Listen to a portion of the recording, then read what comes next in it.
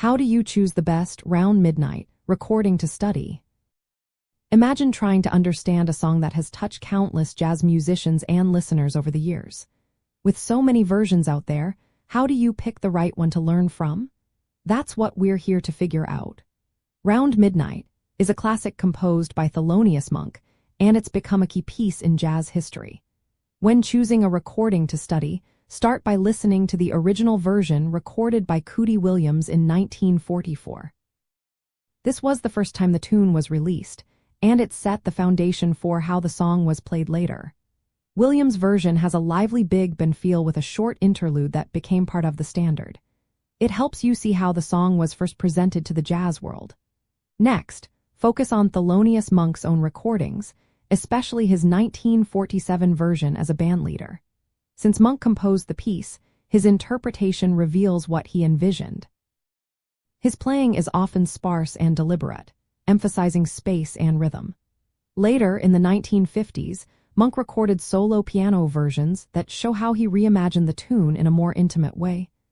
Listening to these highlights his unique touch and phrasing.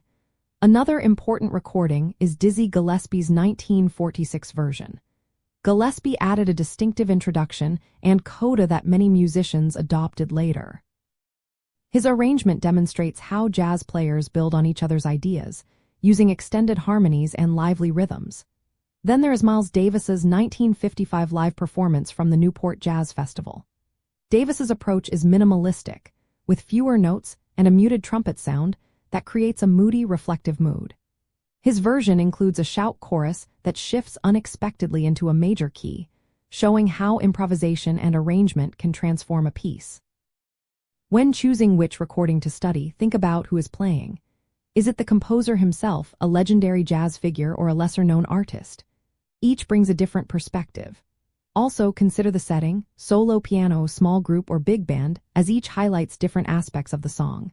Pay attention to the arrangement details like the introduction, coda, or harmonic choices. Notice the emotional tone. Does it emphasize the song's sadness, its rhythmic energy, or its harmonic richness? Listening to multiple versions helps you see how jazz musicians interpret and make a standard their own. It shows how a single composition can inspire many creative ideas. This process is a great way to learn how jazz evolves and how different artists bring their own voice to a classic tune.